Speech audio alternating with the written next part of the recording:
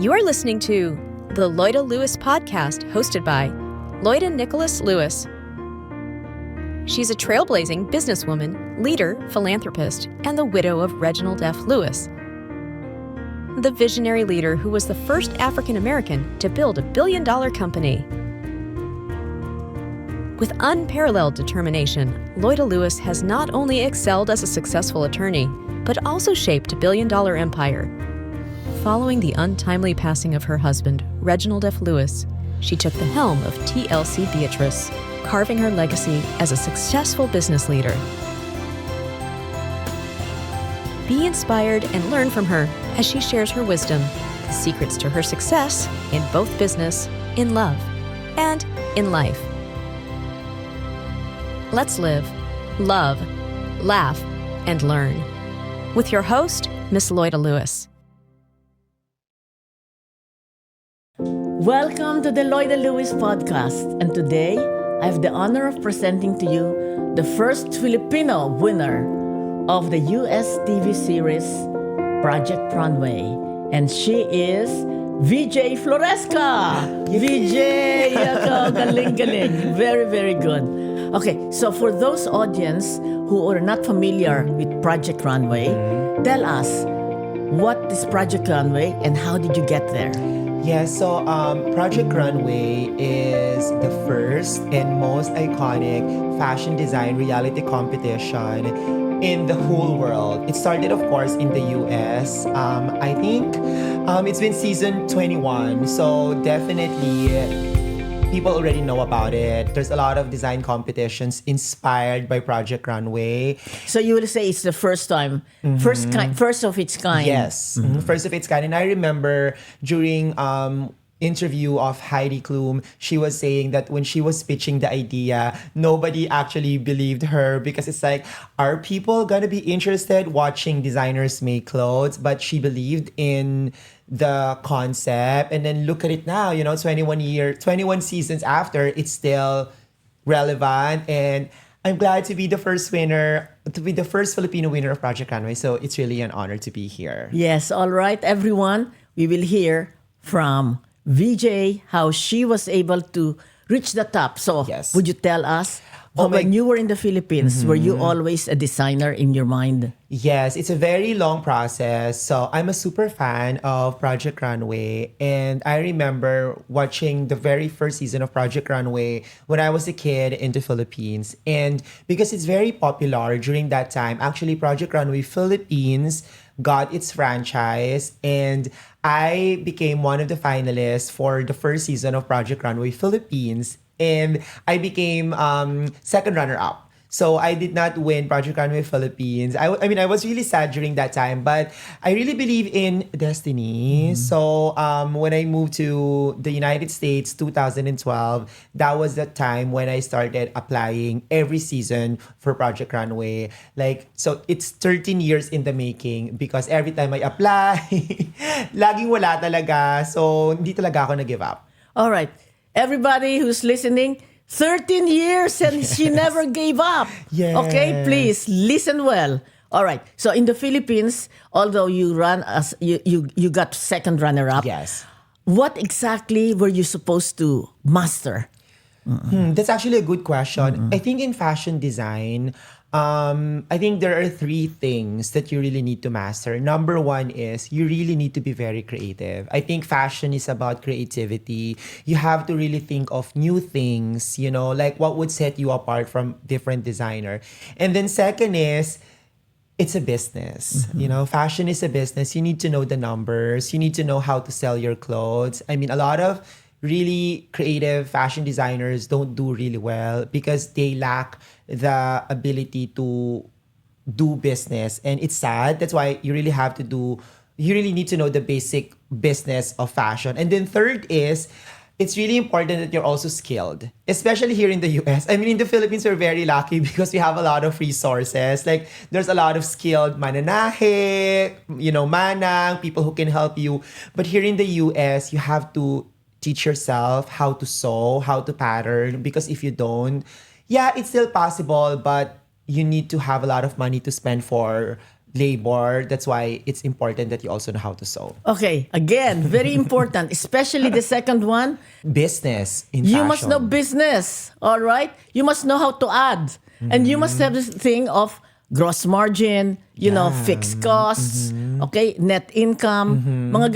So for those listening, you've got to have a good business sense. How to make profit, because in the end, it is business. Thank you. Thank you for that. And the third one, I want to emphasize, you must know the craft. Yes. He knows how to sew. Yes. Okay? So those are very important things. Yes. Okay. And also I think one more thing is you need to believe in yourself. I think if you don't believe in yourself, nobody else will. Okay, that's so important. Everybody who's listening, if you doubt yourself, get somebody to say magaling ka, magaling ka. People who you trust. So in the end, you have to believe in yourself. Thank you. Thank you. Everybody listen to VJ. So many good things. Okay. 13 years, another one. 13 years. Yes. She applied here in the Project Runway. Yes. Okay. 13 years. Okay. But during those 13 years, were you working in a fashion design or another? During those 13 years, it's a mix of both. So I moved to the US 2012 because I wanted to finish my master's. Masters in? In fashion design in Academy of Art University. Because during that time, there's no school in the Philippines that offers masters in fashion. So I actually went to LaSalle to do MBA for 1 year. And I remember that, like, oh my God, like this is not my industry, because MBA is very different than MFA. Like in MBA, it's really focused on numbers. So I remember I don't even know how to do a balance sheet.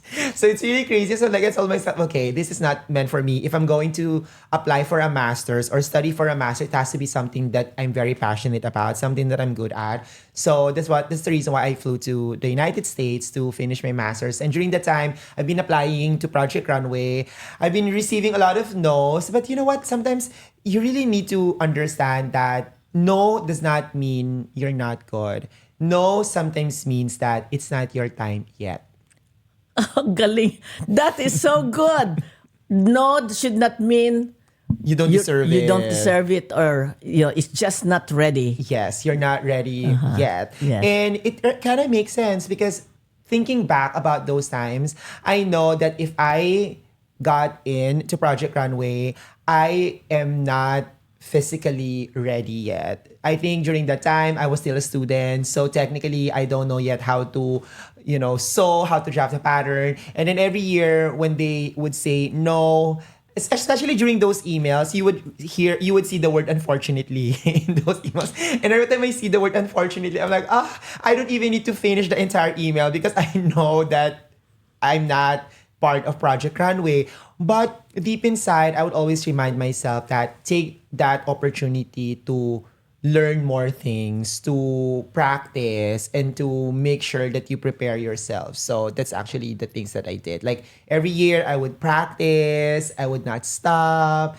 And working with different people, because that's what I do for a living. I am an evening gown and a bridal gown designer. So definitely working with different people, different age gap, different sizes, I realized the importance of listening and the importance of adaptability. Because when you work with different people, it really teaches you the foundation of creating clothing for different types of women, different types of sizes. Because in fashion, you just don't design for size 0, right? You design with a size 16, size 20, size 6. And those things really help me moving forward, preparing myself for the competition. Oh my God, this is so good. Listen, everybody. You listen to your client. Yes. Okay?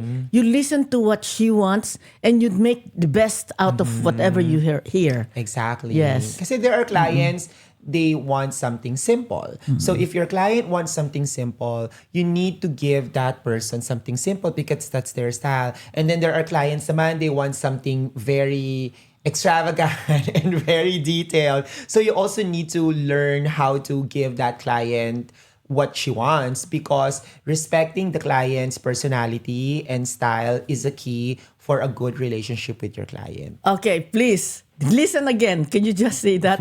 Why? Because it's not me. It's your client. For those who are in business, Okay, that's very important. Yeah. He said you have to respect your client. Yes. Yes. Repeat that again, please, for those who are listening who are business people. Yeah. Yes. You have to respect your client and see what is best for them according to their wishes. Exactly. Yes. That's very good. All right. Now, when you were growing up, was it okay for your parents that you're not a doctor or a lawyer or an accountant? Yes, because my dad is a lawyer. So I remember growing up as a kid, I would always, like tell myself, oh, I want to be just like my father. And I actually, Tita Lloyd, I actually tried. So when I was in high school, moving forward for, preparing myself to go to college, actually I took up pre-law courses. So I remember taking political science in UP Diliman and legal management in Ateneo de Manila University.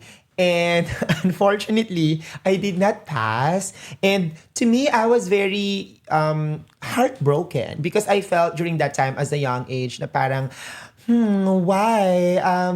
I studied, I did my best. But sometimes I also believe in God's destiny. Sometimes we want things that sometimes we really want to achieve things, but if it didn't happen, it doesn't mean that you don't deserve it. It means that something is better for you. Or that sometimes God redirects plans. Na parang for every door God closes, He opens a window. Right? Please remember that. For those who have been disappointed, Yeah. he wanted to be a lawyer like his father. Okay, but he didn't pass. Yeah. Okay? The door closed, but he says a window opens. So what happened? And then when I went to Benilde, the College of St. Benilde, I was like, what is the course that is kind of like pre-law? Which actually they do have that. But when I saw fashion design in the list of the courses, in St. Benilde. Yeah, in St. Benilde, I immediately gravitated towards it. And I immediately forgot what I wanted to do, which is to become a lawyer. So I checked fashion design as my first choice. And to make the long story short, I got in, and then I got a full scholarship grant From St. Benilde? from St. Benilde, and then I graduated cum laude. And then after that, I started my own business immediately. And then I became really, really successful. I became one of the most successful young fashion designers in the Philippines, to the point that at age 25, I became a millionaire. And that is the reason why I was able to finance my tuition in San Francisco, because I was, that's self-finance. It all came from my savings, and I graduated. And then because of that, because I moved to San Francisco, the business failed. So I experienced how to become rich, and I experienced how to become poor, because of course I didn't get any clients anymore, because they don't know you. They don't know me, and also my clients from the Philippines know that I'm already based in San Francisco. So talagang bumagsak talaga yung business, tita. Na talagang talagang I suffered from that, and I realized na dapat pala talaga you really have to understand na if you want to do certain things, you need to create a system that even though you're studying, the business is still growing. Yeah. What that means is you should have created another VJ. You clone yourself. You have to train a successor. Exactly. So that the culture, I'm sure you had a culture, meaning to say there's certain philosophy or core values that you have. Everybody has a sense of it. Yeah. Respect your client. Yeah. Know how to do what they wanted, but in a beautiful fashion. Exactly. And well, as you said, you left. Yeah. So nobody was really minding the store. And of course, there's already a lot of up-and-coming designers coming. I mean, fashion is a very competitive industry. But I'm the type of person, Tita Loida, that every failure, I treat it as a success if you learn from it. Right? Again, there are so many lessons here. A failure is an education moment. Yeah. You must learn from it. Yeah. So I when learned, when that failed. Yeah, I learned from it. I realized that there are things that I need to improve on. I shouldn't just trust anybody, especially in terms of business. Like you said, Tita, dapat I should have made sure that even before leaving the Philippines, I should have created a business structure na mas effective. So I learned from that experience. And here, moving in San Francisco by myself, again, like I've spent all my money and savings in my school. So talaga naubos talaga yung savings ko talaga. And that was really the bottom. I reached the bottom part of my life na talagang I was kicked out by my apartment. I almost became Ejected from his apartment, hindi nakabayad ng rent. Exactly. And I remember na talagang I was just really praying to God na parang sabi ko, Lord, kayo na pong bahala. Na parang God knows that my faith in God is really strong. Na parang sabi ko, lead me to the right path.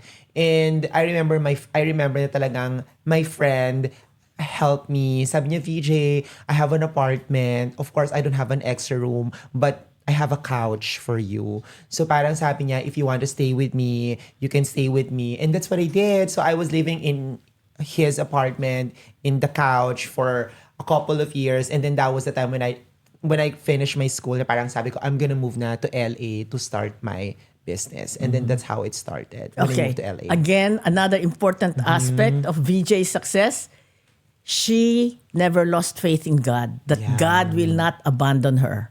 Wonderful. Beautiful. Exactly. So Great. yun, tita. So I went to LA, and then pagpunta ko sa LA, I started my own business. There was a friend of mine who lend me money. I said, can I borrow money from you because I really need this? And then that's it. So slowly. But the friend had faith in you. Yes, she's a nurse. So, nurses, they're very... No family, no children. No family, So, no she- children. she's got savings to lend. Pinahiram niya ako ng money, and then I used the money to pay my office, and then doon na po nag-start. And then after that, Filipino community kasi, it's one of the things that we're very lucky because Filipinos, we really help each other talaga. So when they found out that I'm already there, my clientele started to grow, and then and then doon na nag-start. And then I learned again the foundation of fashion design. Na parang in the Philippines, I always have my mananahe na pinapagawa ko sa mga mananahe. But during Meaning that to time, say, she has her own staff who knows how to sew, who do Yeah. pattern and all that. Yeah, And so, so here, I was able to do it on my own. I learned how to do it. Sabi ko pa nga, oh my God, in the Philippines, I remember I have 4 na mananahe. I have 4 seamstresses. she had 4 seamstress, dressmakers. Yeah, and then I have 3 beaders. Like, I have a really good staff. And then when I moved to LA, it's a one-person business. One person, she did everything. She's the saleswoman. She is the she is the one who cut the patterns, who sews. I'm the one who's basically doing everything. It's really hard. Yeah, Tita. yeah. It's very, very So hard. you hardly slept. Yeah, it's very, very hard. I remember crying because I'm like, oh my God, I need to deliver this the next day, and I don't sleep because I have to finish everything. But She has a word of honor. All right. So she said, I'll deliver it tomorrow. She doesn't sleep, doesn't eat, she does it. Yeah, I have to. All those sacrifices led me to winning Project Runway. Because in Project Runway, you have hours to finish everything. One day? Yeah, 2 days? One day, tita. One day. One day. You have to have the pattern. Everything. The cut. Everything. That's why my edge from my other designers is I really work fast because of my training in LA. So, talagang parang God is really preparing me. Like, looking back of all the things that happened to me, it makes sense. Na parang if I didn't experience all the struggles, I wouldn't be able to use the things that I learned from those experiences moving forward in Project Runway. Because in Project Runway, it's hard. You have to finish the fashion. Yeah. Who does the drawing? We need to You do the do. drawing ourselves. Yourself. But we also need to do everything on our own. The pattern, the cutting, the sewing. And there's actually a lot of really talented designers who competed in Project Runway, but they don't win because of that. Like, sometimes they're very creative, but they're not skilled enough to execute their creativity. But me, I can do both. I mean, I'm creative and I'm also very skilled. So Yes. As you said, that was your first few years in Los Angeles as you were trying to develop your business. Exactly. And your clientele, were those people who knew about you in the Philippines? yeah, some of them, they knew me in the Philippines, and then some of them are friends and family of my clients. The good thing about fashion kasi tita is it's like marketing, right? Like if you're wearing something really beautiful, people will know that it's beautiful. So they will ask, oh my God, I love what you're wearing. Who made it? And then you will say, oh, it's a Veejay Floresca. So that's how the business is going to grow. Okay, reputation. Reputation. You are good in the first place. You have to be good. Yes. Okay, and then you do your work. You know, fulfill your word. I'll finish it tomorrow. You do it. You have to. Yes, and the reputation grows. Yes. All right. So everyone listening, a lot of good tips on how to be successful. Thank you. All right. So now I want to know. You said 13 years you were following up, giving your name to. So when did they actually take you in? So finally, after a lot of knocking, the door finally opened. So it was this year, February, when I got a call saying that I am going to be part of Project Runway season 21. So I remember. So you mean to say before that you were never accepted? I was never accepted. 13 not even years. once. Yeah. Please listen, everybody. 13 years rejection. Unfortunately. Okay, listen. So to VJ. And then there was one time, which is this year, when I got the email saying, congratulations. So after the, unfortunately, now I saw the word congratulations. So what did you do? So it's like, congratulations, VJ. You know, you're going to be part of Project Runway season 21. So of course, like I couldn't believe it. And after reading that, then I prepared myself to have a winning mindset. Because I think that it's really important that you prepare yourself, because I also believe in manifesting. You know, like manifesting, I think, is a reminder that you need to do that you need to win that. So I prepared myself. So manifesting in your mind and in your heart, you're preparing yourself to win. Yes. Okay? Not that, ay naku, matatalo. I'm going to lose anyway. That's a no-no. Yeah. Once you say, I might not win it, you lost already. Exactly. You're a gunner. Okay, so please learn from Veejay Floresca. Yeah, you have to manifest. You really have to manifest. The power of manifesting. Because if your mind does not align with what you want, then maybe subconsciously it affects your performance, right? But if your mindset wants to achieve something that you want to do, then the brain is very powerful, right? So it will really teach you to do things for you to win. So good. Everybody, please.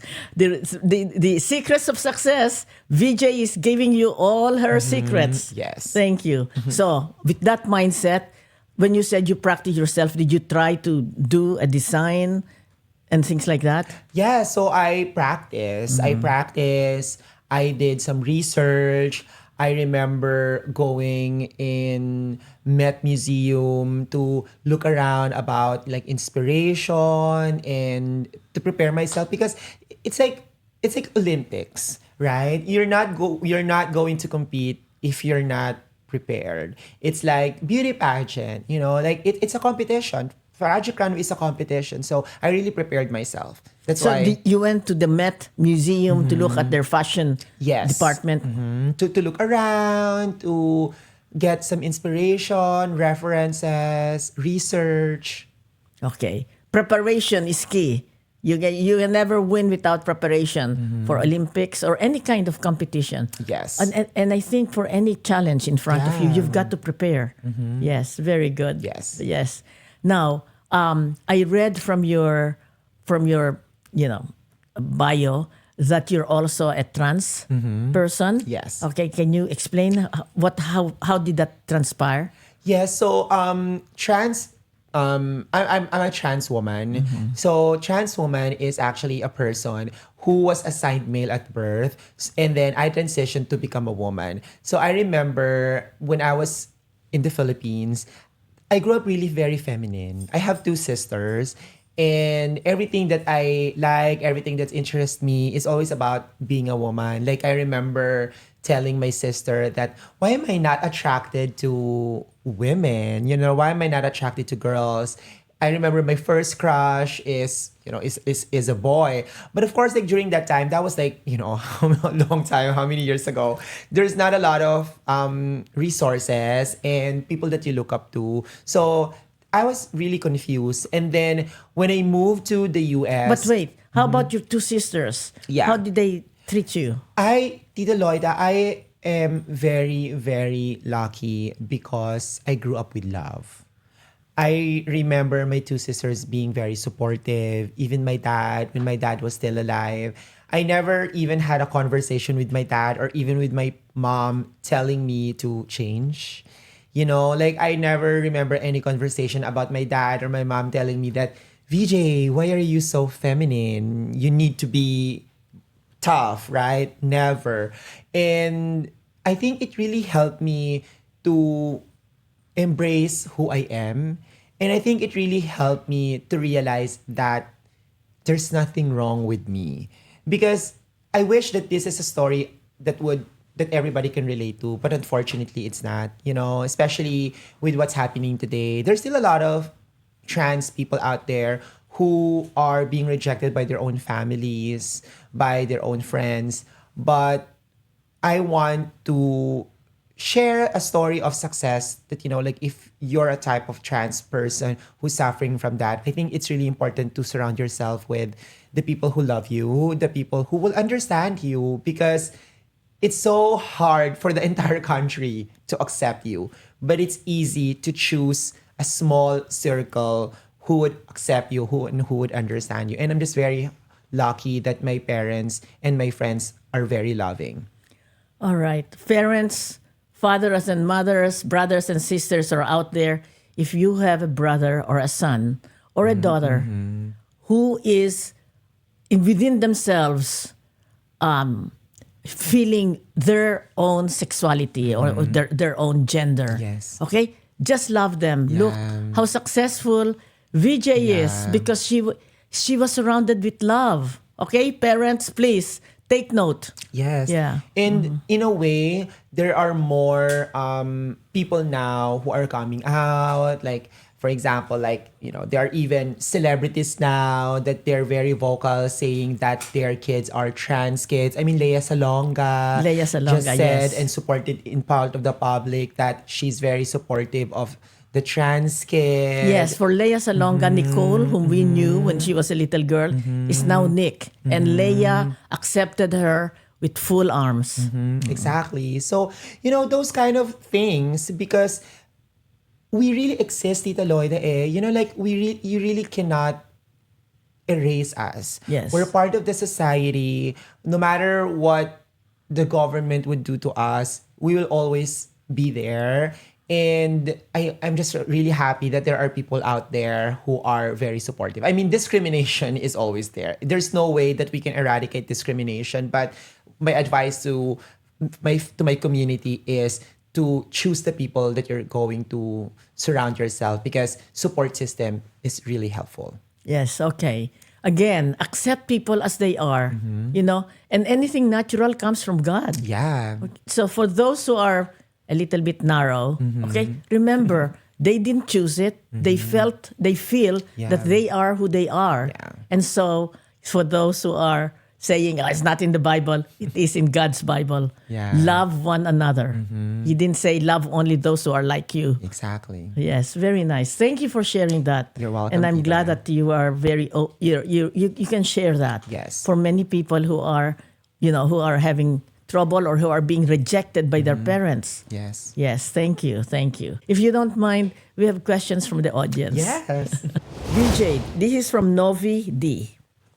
Who was the very first person who told you you are meant for something big? Was there someone who believed in you? Wow, that's a really good question. I think it's really my dad. I think it's my dad who really first told me that I am meant to be someone really good. Because I remember when I was writing my name, he saw me, and the way I spelled my name before is V and then J. And then my dad corrected me, and then he said, "Why do you spell your name very basic?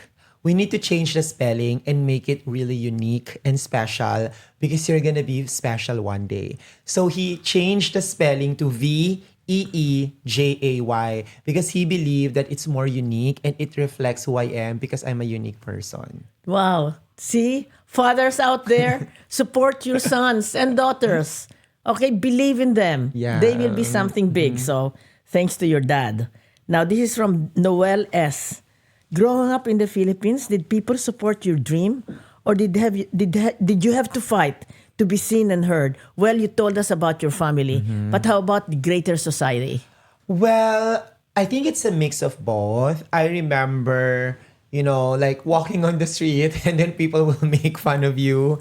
I mean, I'm sure that Philippines have changed. I mean, the society have changed. But I remember during those times, I would walk on the street and then people will make fun of you, like bakla bakla, things like that. So, it doesn't feel really good. But I'm just still very, very lucky because it's only part of me that I've experienced. Majority of my experience in the Philippines, people really love me and supported me. I'm very lucky because my career is fashion. And in fashion, we celebrate uniqueness, right? So after high school, college, fashion design already, and then I already started working in fashion. So I was really surrounded at an early age with people who appreciate uniqueness and sexual orientation. So I was not really discriminated at all. So yeah, I'm very, very lucky. Yes. So I want people to know that fashion is a good space. It's a safe space for everybody. Wonderful. Thank you. Now, this is from Vera F. Was there ever a moment that you almost gave up? No. No. Yeah. Okay. Even when you were so poor, you were ejected from your apartment? Yes.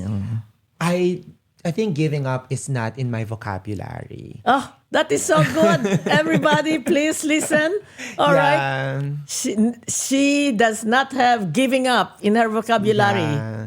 Giving up is not in my vocabulary because to me, giving up is even a fuel to work harder and become successful.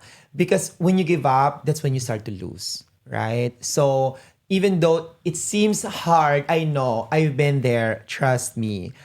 Always believe that for every challenge that comes along the way, there's always gonna be a success coming after it. Life is a roller coaster, enjoy the ride. Sometimes you're gonna be at the bottom, sometimes you're gonna be at the top. So when you're at the bottom, know that you're gonna be on top again. So yeah. That's a beautiful, beautiful philosophy. Okay, never giving up because eventually it will be okay. Yes. Yes. All right. And now this one is from Disa D. Behind the glamour, what is the hardest battle you ever faced, personally or professionally, that the people did not see? I think it's really when my dad passed away. I think that is the most challenging part of my life when my dad passed away because he was the breadwinner of the family. And when he passed away, I remember telling myself that I will do everything that I can to continue and to support my family. And I did. So I became the breadwinner of the family at a very young age. And even until now. When did he die? He died 2001. Wow, that's 24 Yeah, years March ago. 1, 2001. So I really Sudden know. illness? He was actually assassinated because he's a lawyer. And, in the Philippines, it's a very, when you're a lawyer and you're, you have very dangerous clients, then, those things happen. And when that happened, our family was really, really put in a situation where it's like, what are we going to do? Right? So, but also in a way, that also made our family really strong, because it's like as a family, once something is happening, it's either you fall apart or you become stronger. I think in our family, we became stronger. So we really help each other. We made sure that, we finish our school, no matter how hard it is, because education is really important, right? Especially in the Philippines. That's going to be your tool to become successful. and we overcome it. So a lot of my family now are here in the US. I already petitioned my mom. She's now a permanent resident here in the United States. And it really shows that as a family, you gotta help each other. Because if you don't, then it's not the way how to deal with problems. So yeah. Yes. So many lessons here. Okay, tragedy, trauma.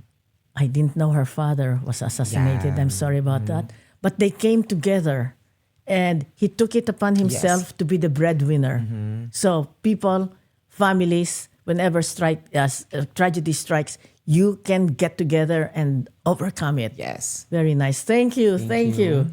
All right. And the other one is from Kelsey W. In the fashion industry, rejection is normal. What rejection would you consider a blessing?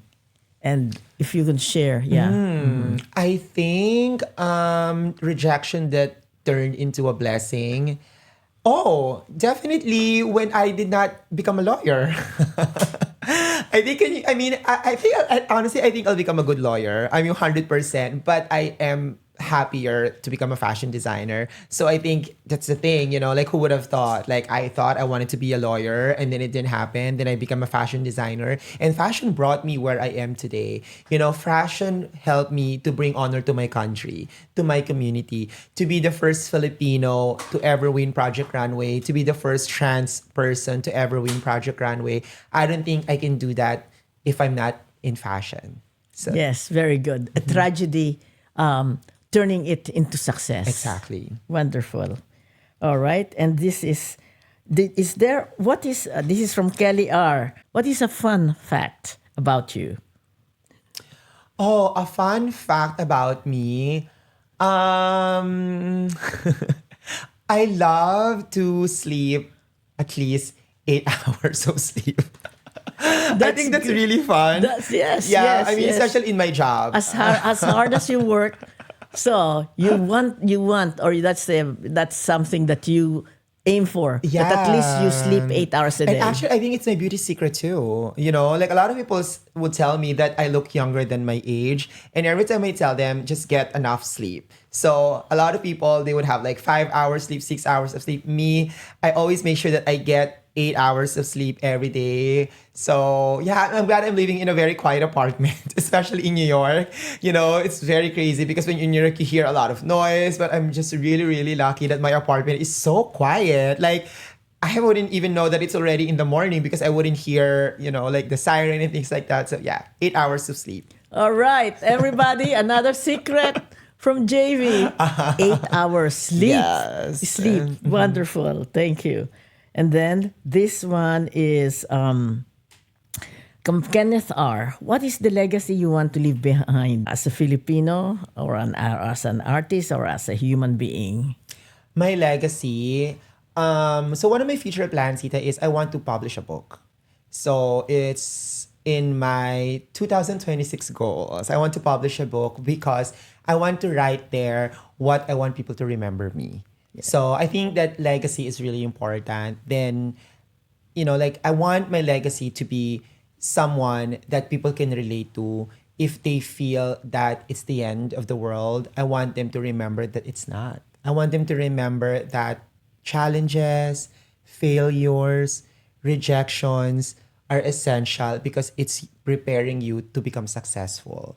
And I am a living testament to that. My story as somebody who's been rejected, who's been homeless, who's been through a lot of things, but I did not give up.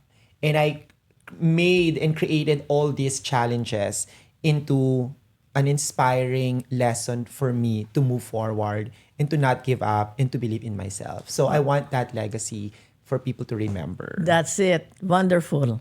Maybe we can end with that, but maybe this is the very last question.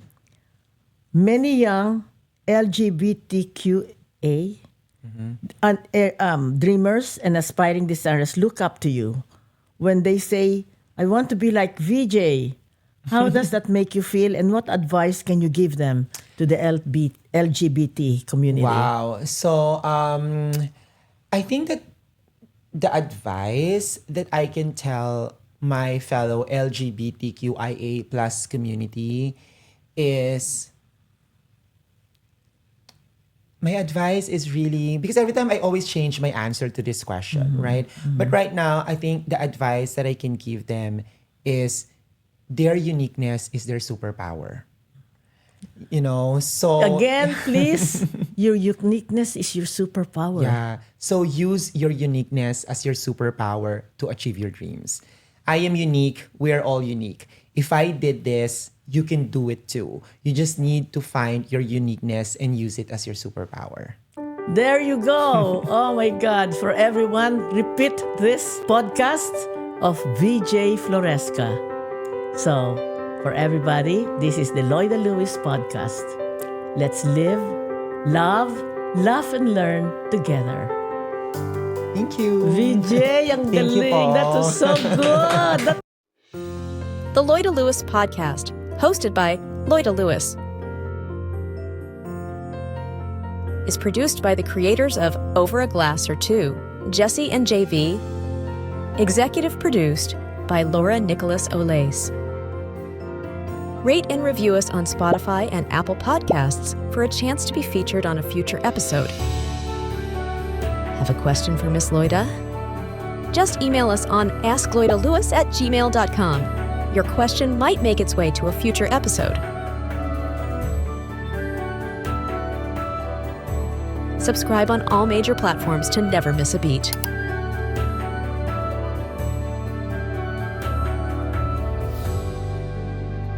Thank you for listening to the Loida Lewis Podcast. Let's live, love, laugh, and learn together